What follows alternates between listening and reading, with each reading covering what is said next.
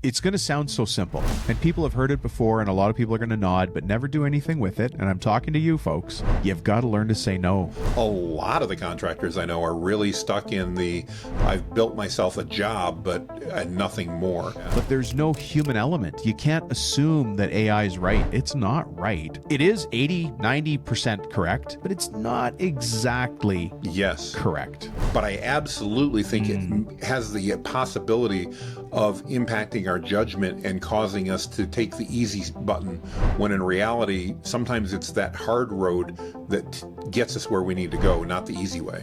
You got to find a way to step back and look at the business with a critical eye. If you're using AI in your contracting business and I'm not in mine, today that's not going to make a big difference. But stretch that over a year and it's going to be pretty significant. Stretch it over 10 years, we're not even in the same industry anymore.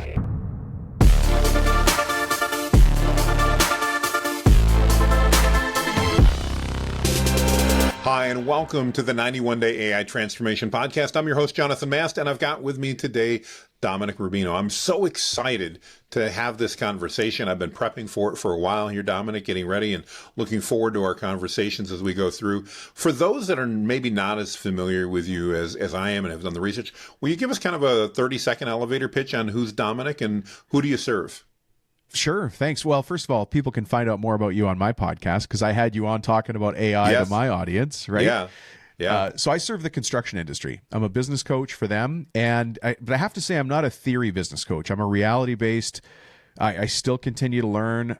I keep making mistakes and I keep trying to find new ways to fix those mistakes. I've built and sold a couple of companies of my own. And I'm probably the luckiest guy in the world because I'm doing the job I'm supposed to be doing.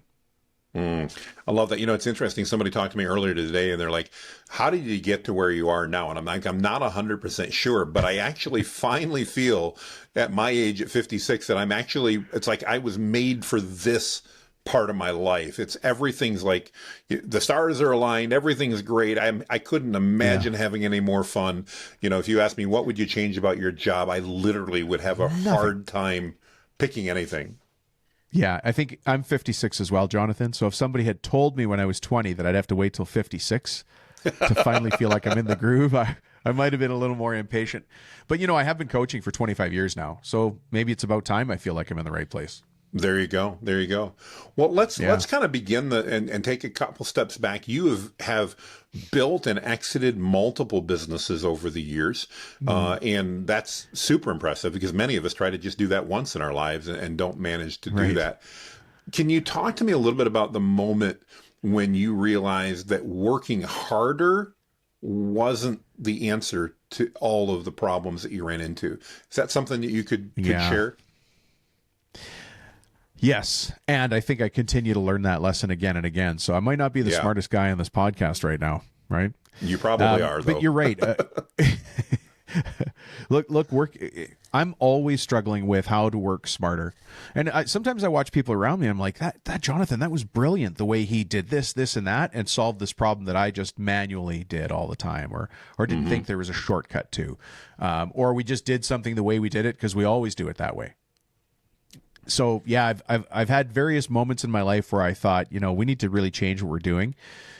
Oddly, the most important ones when we think about selling the business is when I've said no to people who wanted to buy the company. Interesting.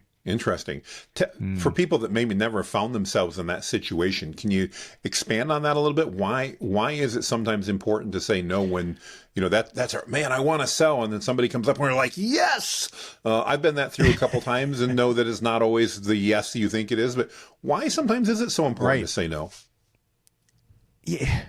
Look, I want to run the business for me. I really crave independence. That's the thing I want. That's why I'm not employable anymore. I don't want to work for a boss. Amen. Right? I'm the boss, and I'm the worst boss in the world, right? I always say that my boss is a real you-know-what, and I work for myself. Exactly. But in the past, I've had people offering to buy the business when we just weren't ready to be sold. So I wasn't going to get the multiple I wanted. And really, I wouldn't. It's not ready. It's not fully cooked. Yeah. You know, like, could you imagine boiling some pasta and saying, well, I'm hungry, so let's eat it now. You take it out and it's still crunchy and not, I suppose, I don't know if the analogy works, but there's times and people I've said no to. And I think maybe the older I've gotten, it's more of my values that are taking a front seat when I'm like, I don't trust this guy. I don't like this guy. Or I think this is just a casual conversation. There's no use investing that much more in it. Yeah. It reminds me a lot of, I think as business people, we've all had those sales opportunities that have come up when our gut told us you shouldn't do this deal. You shouldn't sell to this customer. But we did anyway because we thought, well, what could go wrong? And then inevitably, it seems like those are always the deals that come back that I'm like, oh, I just should have never done that deal. I knew it, but I didn't listen. It's funny you say that. Right now we're in the middle of one of those where we have a new gentleman on our team who helps me set appointments, and he's like, no, this guy's great. You need to have another meeting with him. I'm like, he's not ready for coaching. He's just not ready for it, which is fine. You don't have to be ready for coaching. But what you also can't do is waste my time. Yeah, exactly. You can't waste my time. If you do, it's shame on me, not on you. Yeah. So I just have to pull the pin. 110%. Let's talk about your coaching a little bit. I know you work with contractors, and one of the things that you'd shared with me is that a lot of them are kind of stuck in what you call survival mode. How do you help contractors get out of that? Because candidly, I think, I just think of the contractors I know, a lot of the contractors I know are really stuck in the, I've built myself a job, but nothing more. How do you help contractors in that scenario? Let me jump over industries for a second, because you know me as a guy who coaches contractors, but I'm also on the board of directors of a cybersecurity company. Yeah. You see, look at, you should have seen Jonathan's face when I said that. AppSec and CloudSec, and pen testing at the lower end of what they do. But it's the same issues. It's when the owner, including myself and probably yourself, Jonathan, we get so close to the business that we don't allow ourselves the time, or we're not forced to have the time to step back and have perspective. Yeah. And it's the same for the AppSec company that I sit on. You got to find a way to step back and look at the business with a critical eye. Now is not the time to lie to yourself. Now's the time to be brutally honest as a hard-nosed banker would be, as honest as a hard-nosed operations guy would be, and say, we have a bottleneck. We got to go fix that usually it shows up as a recurring problem, or if there's a consistent customer complaint, or we keep having a bug we're trying to fix, or there's something that is consistently the thing that slows down our business. The only thing I know how to do is face that thing and run towards it as fast as I can. And what I find is the harder I push against those bottlenecks, the further they back up. I just solve, you just end up solving them. It's like a bully in high school. Yeah. I love that. I love that mental picture of that. It's, it reminds me of, if somebody's attacking your family, do you run, or do you tell your family to run while you go beat the snot out of them? And it's that same, that's right. That same tenacity to me that you go after those problems. And you're right. They tend to go away pretty quickly if you just focus on them for a moment. But I also know you're right. So many business owners, we get either comfortable, or sometimes we just get caught in the weeds and we can't see the forest for the trees, and we can't even think that far ahead. So no, I totally get that. Because there's constant fires burning. Yeah, there's just, and I understand it, and I've been there. There's fires burning. Even right now, I know what proactively we're working on. We follow a strategic planning format for our business as well as for our clients. And it's really nice because it puts discipline and rhythms into the business. There's a certainty that comes with it. There's a comfort knowing that we're going to revisit a certain report on a regular basis. But I'll tell you what, everything is trying to claw at that meeting. There's always a reason we should push that meeting, right? Do you find that too? Oh, yeah, especially those like that are really important but not urgent. Those are the ones that it's so easy to let slide. It's kind of like you were talking about the working on the business instead of in the business. So my wife and I just took 2 weeks off, and we've worked together now, thankfully, for the last almost 2 decades. Been generally a marvelous experience, and she would probably say the same. But what was amazing is our staff would go, did you guys actually take vacation, or did you talk about work? And I'm like, no, we took vacation, but our business is part of our lives because, like you, I'm unemployable. Right. It is part of who I am. It's part of what I do. And the conversation, though, changed because we weren't dealing with any day-to-day stuff. And the ideas that we came up with and the things that we came up with, I think so often business owners don't take the time to realize that sometimes even in the midst of busyness, we need to press pause for a few moments, give ourselves the opportunity to kind of wash that busyness away, and then now take another look at what's going on, because we'll have a very different perspective on the business at that point, and it may be exactly what we needed. Yeah.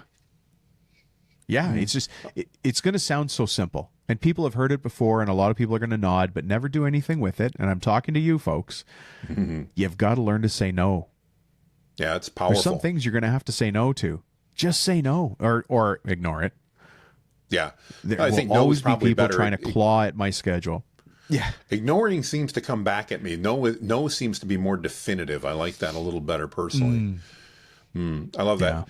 Saying no nicely. Maybe saying no nicely is the right thing. You know me, because we talked on the podcast not too long ago. I'm the AI guy, so I got to ask you a question about AI, and I really want to couch it from your business experience. I'm just curious, from your perspective, someone who's been in the trenches for decades, has been working through that. What do you see as the potential and the possible risks of AI from a business? Not me. I'm looking at it as an AI guy who's diving in, but as a business person who's seasoned and gone through that. What do you see some of the potential and maybe some of the risks of AI for businesses today? So I think a lot of people talk about the potential. So let me skip it for a second, because I think they're obvious, and people who aren't following AI probably aren't listening to your show. Yeah. But the risks are the ones that worry me, Jonathan. Yeah. Like, one of the risks is I sometimes use it and I'm worried that I'm losing my creativity, because I'm relying now on AI to generate something for me, some work output that normally I would have done. I would have sketched it and resketched, I'm talking about something visual. Sure. For our contractors, they might be using it to review contracts, but not remembering to go back and put a human filter over it, because the computer's just doing what computers do. Yeah. Yeah. But there's no human element. You can't assume that AI is right. It's not right. It is 80, 90% correct, but it's not exactly correct. I agree with you. I think that the risk is the removal of us as humans out of it. The people that think that, we can just send it in with AI and not worry about it. That, to me, is a risk. Even though I'm a huge proponent of AI, as you know, I see it as something that amplifies our skill and experience. And if we remove our skill and experience from it, at least when I took math, 0 times anything was still 0. And that's the risk I see. Now, unlike you, I'm not really worried about my creativity. I actually think it makes me more creative, but I absolutely think it has the possibility of impacting our judgment and causing us to take the easy button, when in reality, sometimes it's that hard road that gets us where we need to go, not the easy way. The learning. Yeah. I mean, listen, I have not done calculations in my head for years. I rely on calculators, and now I rely on my phone, and even worse, I do voice to I talk to Siri. Welcome Watch to my the club. phone's gonna Yes, go me off too. right now. So what's happened is I'm not as good at doing simple math in my head, because I just rely on the tool. But why wouldn't I rely on the tool? The tool is reliable. But so I think the risk part is there. I think the other risk is a longer term one, where if you're using AI in your business, and I'll talk about contractors, if you're using AI in your contracting business and I'm not in mine, today that's not going to make a big difference. But stretch that over a year, and it's going to be pretty significant. Stretch it over 10 years, we're not even in the same industry anymore. Yeah. Yeah. You're going to surpass me all day. I think that's, to me, AI is going to, over the next 5 years, is going to fundamentally change us in the same way electricity did. We literally, before electricity, couldn't imagine some of the things that we now rely on and don't even think about. But yet, I think that's where we're going to be. We can't even necessarily see over the horizon far enough to know what types of things may be impacted. But I agree with you.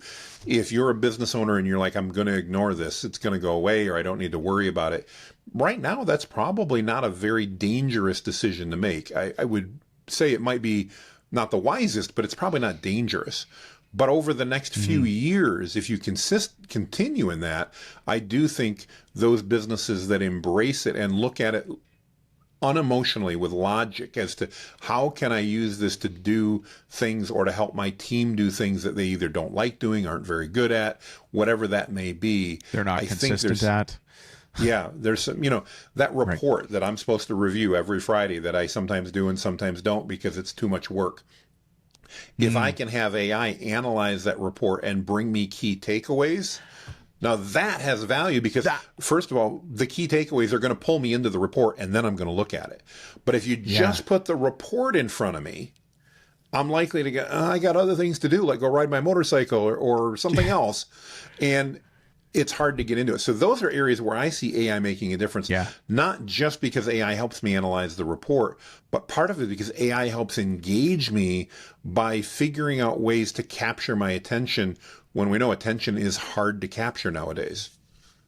Yeah. It's so funny that you talked about a report and using it for AI because that is probably the primary use in our company. Myself and all of our coaches are very familiar with financial statements and how to read financials. You would expect that out of your coach, right? Yep. But we added a layer to it by using AI, and we put in a bunch of parameters and said, here's what green, amber, and red look like. So whenever we spit out a report, we push it back through AI and we tell it to give us the green, yellow, and red. Oh, what a Well, great now idea. when we're having a discussion with our clients, I'm going to say you can ignore the green, but I don't mean ignore it. I just mean that the order of priority is let's go deal with the reds. For sure, that's going to lead back to the ambers or the yellows, and you're going to see where it's tickling the green. But you don't have to spend all your time on the green. It's green. You've already preset the parameters. So it saves it. It doesn't necessarily save us time. It increases our focus on the areas that need to be dealt with. Yeah. So good. That's how so we're good. using it, and I'm sure other people are doing other things. On the visual side, we're using it more as a database analysis. You can't mispronounce that word. Database analysis tool. I've been there on that one. I totally get it. What do you say, Dominic, to that business owner that tells you, hey, it's just a fad. My customers want to deal with humans. They don't want that. What do you say to that business owner? I mean, we talked a little bit. It may not be a big deal today, but I think it will over the next few years. What do you say to that business owner to convince them that it's not just about humans versus computers? There's more to it than that. Yeah, there is more to it. So I don't hear people telling me it's a fad. I hear a lot of fear. Fair enough. So fear is one of the things I hear. And then the other one that I insert is it's just not there yet. So absolutely. I'm sure you're the same, but my phone is lighting up like crazy with AI bots calling me, and I could still tell it's an AI bot. Oh, yeah. What Absolutely. I fear is when I can't tell. Yeah. Well, and I think that's a legitimate fear because we're going to run into that. We're going to have those scenarios happening. To me, I'm actually thankful at this point in time. It's pretty easy to identify bad AI content because it saves us a lot. Like you, I think I'm more fearful down the road when it becomes harder and harder to distinguish. It's actually a good pivot point because I wanted to ask you about this. To me, part of the reason as AI is getting better at creating fake content, it's all the more reason that we as business owners, especially in the trades, need to develop a great reputation and need to develop a brand because 2 years from now, it may be very difficult to tell whether the review that somebody posts of you screaming at them at the top of your lungs from their front door, telling them how bad they are, is true or not. If you don't have a good brand to rely on and go, that's not me. Because those things will absolutely be able to be done. And we all know if you tick somebody off enough, they may take enough time to create that and lie about what you've done. I mean, we've all had it happen. It does happen. I think it's really important as a result of that businesses across the board work on their branding so that they people know what they stand for. So if something comes back and it's totally different, they go, no, hang on a minute. I'm not so sure I believe that. What's your perspective on that? Taking apart the AI and everything else, the importance of that personal and business brand for these companies, the contractors you're working with. Yeah, so you gave me chills thinking about that application for AI, and it is coming, and there's always bad actors out there. Oh yeah, you know how we're dealing with it right now is people contact us and then we contact them back, and we're increasingly getting people saying, "Are you a bot?" Interesting. Like just asking, "Are you a bot?" I'm like, "No, I don't know how to." No. I'm not. It's me. Yeah. What do you want me to say? But dial it forward. Look at how fast we've come to where we are already with AI. Just if you take it forward 2 years, take it forward 10. At some point, it will be indistinguishable. Absolutely. And at that point, if you're not using it as a business owner, you're probably not going to be in business anymore. It would be as ridiculous as saying you're not using computers or phones. Yeah. Right. It would be absolutely, you just couldn't do it. At least in some portion of your business. If you're, I started as a house painter. Okay. It's probably going to be a while until you can have a drone paint your entire house. Yeah. Without at least one operator there, probably, but I'm sure it's coming. So we've got maybe a little bit more time because we're hands on the tools kind of people, but it's coming, and it's coming in places that we haven't even thought of.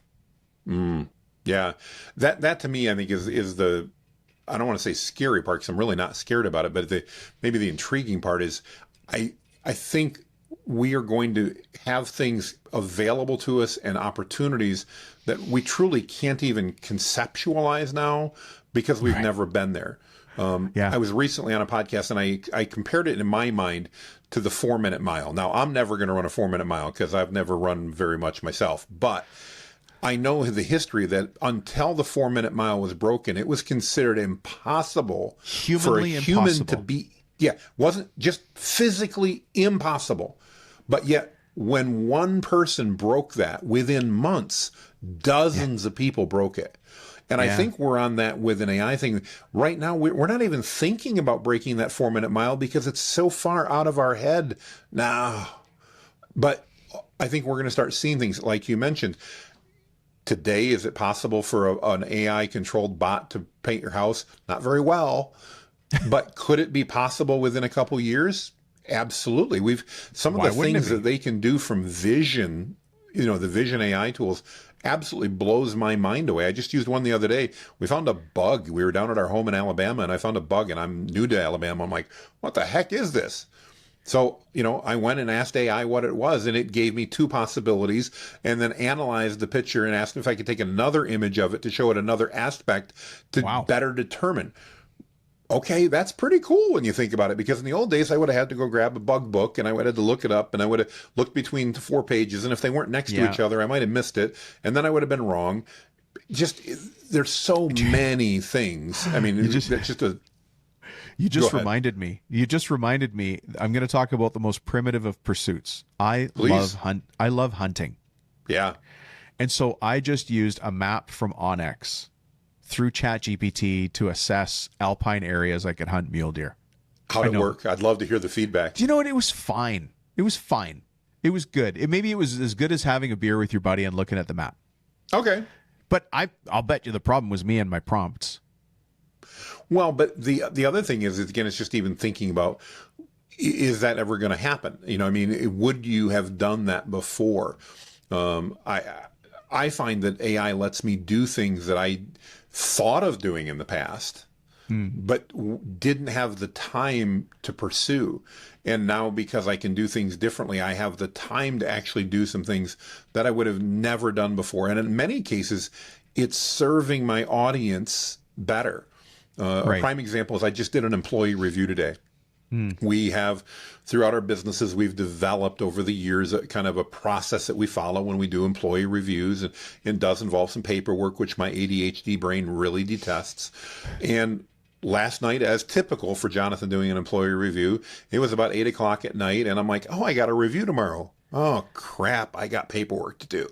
Yeah. And instead of doing it the way I normally would have done, which is opening up the Google Doc, deleting somebody else's information, typing it over, and trying to do a decent job, but ultimately not doing justice to my employee who deserves that justice because they've done a great job. I sat down, it was in a Google Doc, and I sat down with Google Gemini, and I opened it up, and I said, I don't want to fill this out. I need your help. So I'm going to talk to you and give you my review of the employee, and I want you to go through the paperwork and fill it out with me. And it wasn't a one prompt. It wasn't just one shot and it was done. But in about 25 minutes, about as long as it took me to talk through the review, as I would if I were reviewing you, Dominic, it then took all that information and it said, okay, this should go in this area and this needs to go over here. Here's the strengths you talked about. Here's a couple of the weaknesses you talked about. Here's what we recommend, by the way, for some performance improvement in a couple of the areas based on that. What do you think of this? And I liked a couple. I didn't like a couple. But ultimately, I had it done in 25 minutes. And here's the cool thing. As I mentioned, I work with my wife. She's the operational person. She manages more of that. Were you doing the review on her? No, it wasn't on her, but she was part that would of be it. Bad. Yeah. But she read it and she goes, "This is a lot better than your normal reviews." And I'm like, yeah. Wow. And that's the part that excites me, because not only did I save time, which was cool for Jonathan, but I actually was able to give better feedback and better value to my team, right? Because I collaborated with AI. I didn't send it in. It wasn't like I said, okay, you review the employee. I spent the 25 minutes. I gave the review, but it helped organize and put it all together. And in the end, it was higher value because we collaborated. That's where I get so excited when it comes to business. I love that you said that, because I've come to realize that it's the power of the prompts. Like, what if remember the old days of basic garbage in, garbage out. Right? So if I'm not asking it the right questions, and I guarantee you I'm not, I have now come to the ego point where I will finish my prompt with, if I'm not asking the right questions, ask me some clarifying questions. But it's a beautiful thing. And trust me, I'm not an expert at this, but I've learned I'm not asking the right stuff, or I'm not maximizing the tool. It's just a tool. Yeah, it's just a tool. But I have to use the tool. I could sit down with an edge bander and probably mess, that's a tool in carpentry, cabinet making, and probably mess it up, because I don't know how to use the tool. Another person would have no problem running that thing all day with a hot coffee in their hand, because they're just an expert at the tool. It's the same thing. But you've got to put the right information in, or you're not going to get the right info out. So there is, this is going to sound so crazy. For the first couple of weeks, we were cautious about telling our clients we were using AI for certain portions of our work. Sure. And then I realized, well, hang on, you got to know what to ask the thing to get the right answer out. Exactly. And that's our value, is knowing how to navigate the minefield of all the possible questions that could be asked to get the most accurate answer out in one shot. Yeah. Yeah. Well, it sounds like you guys have done an amazing job of integrating that and pulling that together. I'm really curious from your perspective, again, just in looking at home services, the contractors that you work with. When I had my agency, we worked with a lot of home service contractors, and I absolutely I just loved that group of people. It's just a great group of people overall.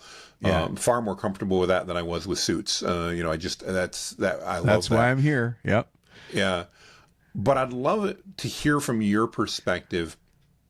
One, what do you think about the future of that industry of home services? And not so much just in context of AI, but just in general, what do you see happening in the industry, and what trends and changes do you see happening in the future? Great question. Thank you. Because there's never been a better time to be a contractor. Hands down. And, as a test, everybody can do their own test, and they'll nod their head silently in agreement. I want you to think about your neighborhood where you live. How many people own a ladder?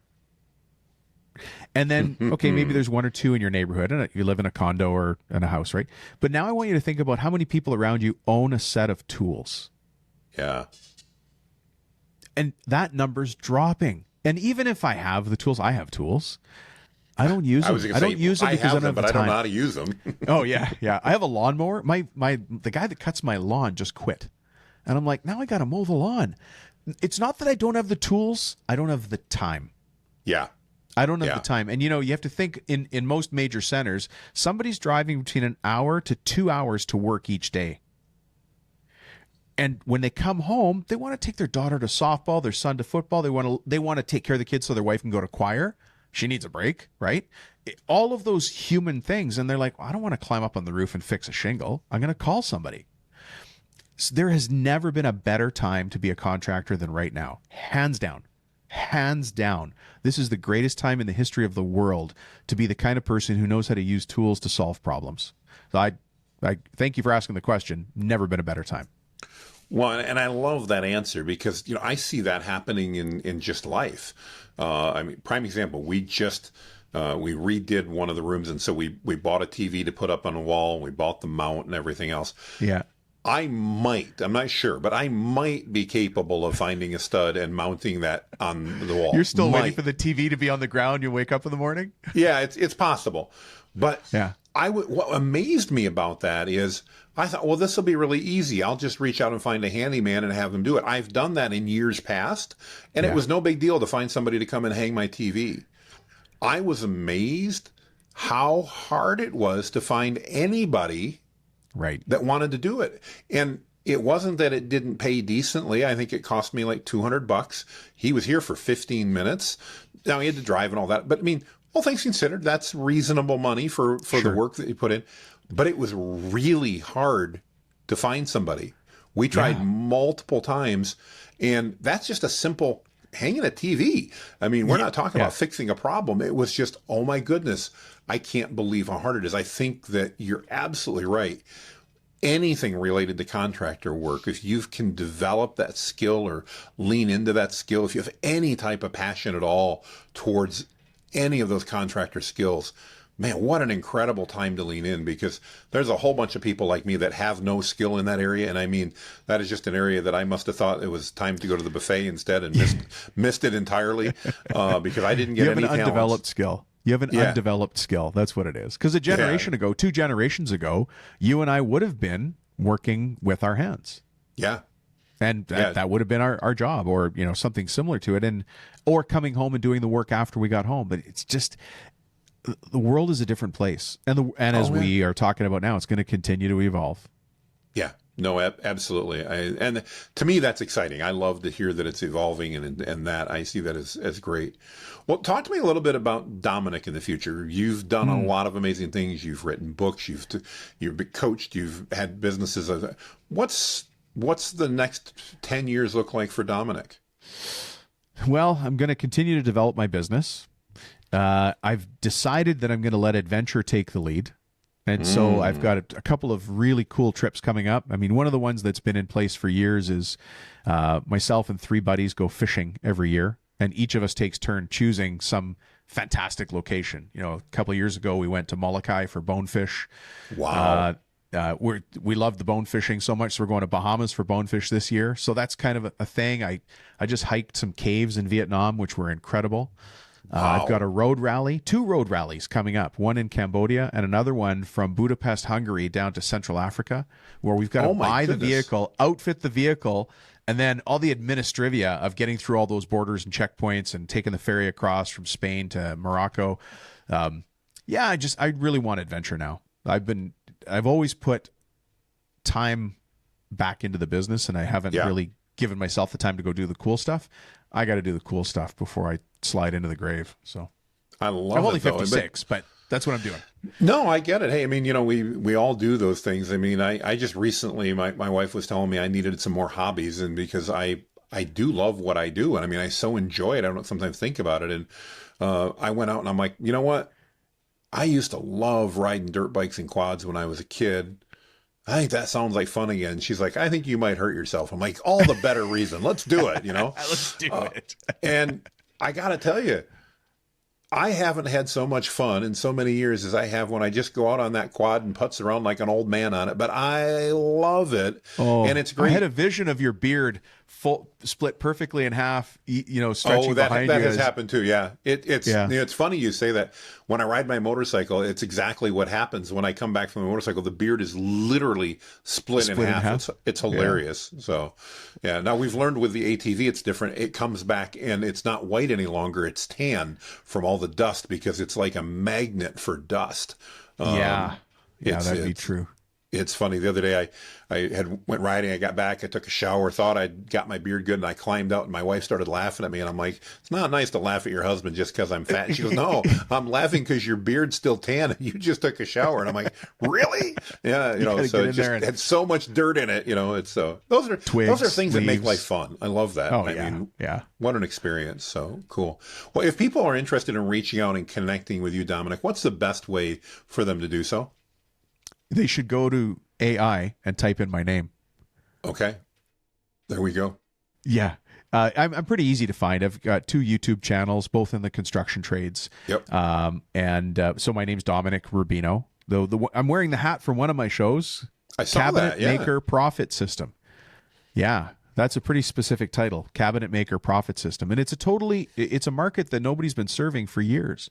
Cabinetry and millwork, the people that are making furniture for your kid's school and for your dentist's office, but also your kitchen. So we serve that market. And then contractors in general, home renovators, builders, commercial or residential. But both of the shows are all around the business of the construction business. Mm-hmm. Awesome. Well, I love it. Thank you for that. Thank you for your time. I mean, between the adventure and the coaching and everything else, thanks for taking the time to connect. It's been an absolute pleasure. Love being here. Thanks, Jonathan. Thank you. And if you've listened in on the show, whether you're listening or you're watching on video, we want to thank you for chiming in. We so appreciate you. We'd love it if you'd subscribe. We'd appreciate your thumbs up. And if you've got any suggestions, feed those on through as well. Thanks, everybody. And we will see you on the other side. Thanks, everybody.